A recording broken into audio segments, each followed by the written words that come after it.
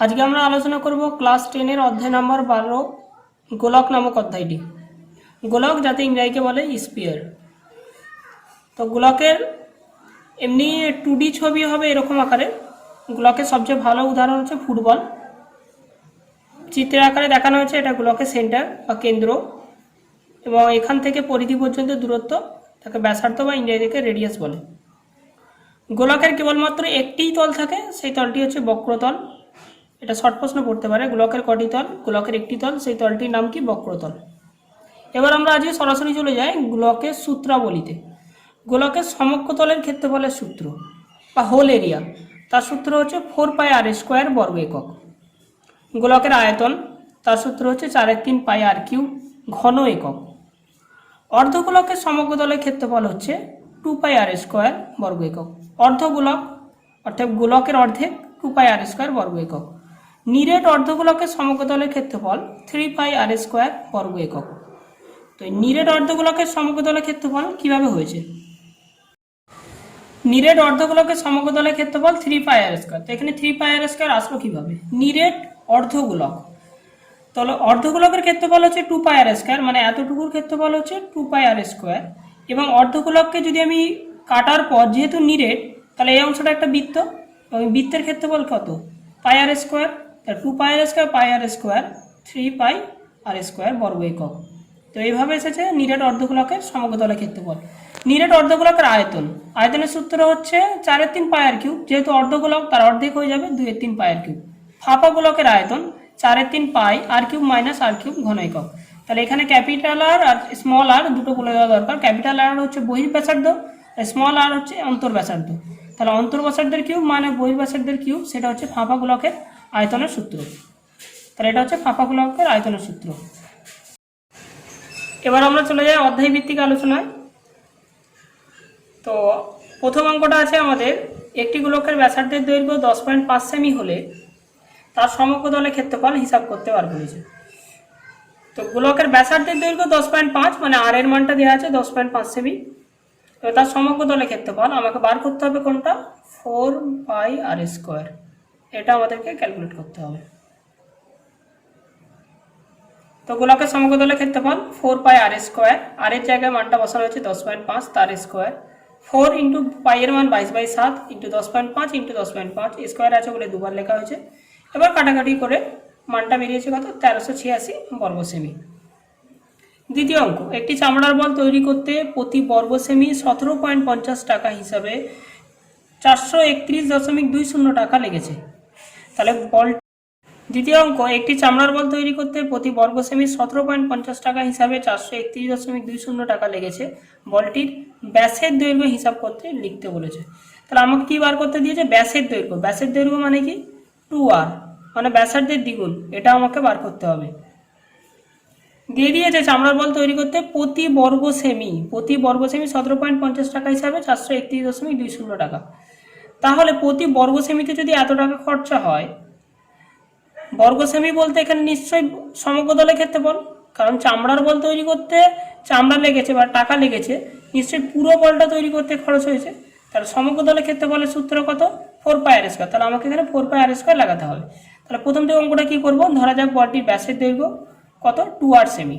তাহলে প্রশ্ন অনুযায়ী 4πr² ইন্টু 17.50। কেন 4πr² ইন্টু 17.50 করলাম? কারণ প্রতি বর্গ সেমিতে 17.50 টাকা খরচ। তাহলে মোট বর্গ সেমি কত? 4πr²। তাহলে 4πr² ইন্টু 17.50, সেটা হলে মোট কত খরচ হবে? 431.20। এবার 4 ইন্টু 22/7 ইন্টু r² ইন্টু 17.50 সমান 431.20। এবার r² সমান এইগুলো সব কোনাকুনি গুণ করে দেওয়া হয়েছে, একদিকে নিয়ে আসা হয়েছে। r² এর মানটা বেরিয়েছে 1.96। 1.96 কার স্কোয়ার? 1.96 হচ্ছে 1.4 এর স্কোয়ার। তাহলে উভয় দিক থেকে স্কোয়ার স্কোয়ার উঠে গেল। 8 সমান 1.4, 2r সমান 2.8। যেহেতু আমাকে ব্যাস বার করতে বলেছে, তাই আমি 2r বার করলাম। সুতরাং বলটির ব্যাসের দৈর্ঘ্য কত? 2.8 সেমি। স্কুলের শর্টপাট খেলার জন্য যে বলটি ব্যবহার করা হয় তার ব্যাসের দৈর্ঘ্য বলেছে 7 সেমি। ভালোভাবে প্রশ্ন পড়তে হবে। ব্যাসের দৈর্ঘ্য দেওয়া আছে, হলে বলটিতে কত ঘন সেমি লোহা আছে। তাহলে ঘন সেমি কথা উল্লেখ মানে আমাকে আয়তন বার করতে হবে। তাহলে ব্যাসের দৈর্ঘ্য দেওয়া আছে, কত ঘন সেমি লোহা আছে হিসাব করতে বলেছে, মানে আমাকে আয়তন বার করতে হবে। আয়তন মানে কি বার করতে হবে? 4/3πr³। এটা আমাকে বার করতে হবে। এটা বার করার জন্য আমরা কি করব, তাহলে বলটির ব্যাসের দৈর্ঘ্য দেওয়া আছে, ব্যাসার্ধটা বার করব। ব্যাসার্ধ কি, ব্যাসের অর্ধেক, যেহেতু ব্যাস দেওয়া আছে 7 সেমি, তাহলে ব্যাসার্ধ কত হবে 7/2 সেমি। তার বলটির আয়তন 3.5 পাই আর কিউব, আর এর জায়গায় মান বসিয়ে দেওয়া আছে 7/2 তার হোল কিউব, 3.5 ইন্টু পাই/7 ইন্টু 7/2 ইন্টু 7/2 ইন্টু 7/2। কেন এটা 3বার হলো? এটা 3বার হওয়ার কারণ হচ্ছে 7/2 তার হোল কিউব আছে, তাই এটা 3বার লেখা হয়েছে।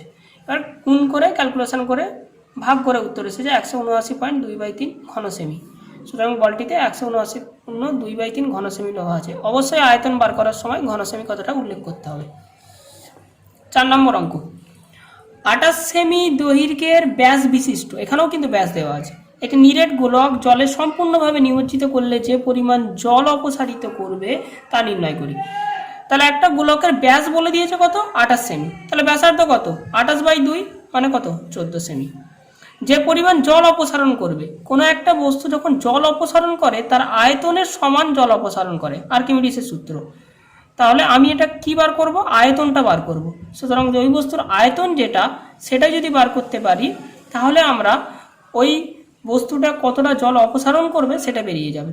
তাহলে গোলকের আয়তনটা বার করব। গোলকের আয়তনের সূত্র 4/3 পাই আর কিউব, আর এর মান হচ্ছে 14, 14 cube, 4/3 into 22/7 into 14 into 14 into 14। এবার গুণ করে ক্যালকুলেশন করে এটা হচ্ছে উত্তর, এত ঘন সেমি। অবশ্যই প্রশ্নের শেষে ঘন সেমিটা উল্লেখ রাখতে হবে।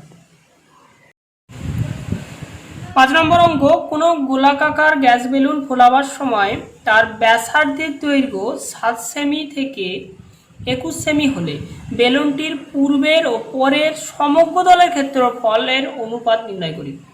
তাহলে ব্যাসার্ধের দৈর্ঘ্য 7 সেমি থেকে 21 সেমি, তাহলে ব্যাসার্ধই দেওয়া আছে মানে আর এর মান দেওয়া আছে, তাহলে পূর্বে আর পরের সমগ্র দলের ক্ষেত্রফলের অনুপাত লিখিতে হবে, পার করতে হবে। তাহলে প্রশ্ন অনুযায়ী বেলুনের পূর্বের সমগ্র দলের ক্ষেত্রফল বাই বেলুনের পরের সমগ্র দলের ক্ষেত্রফল।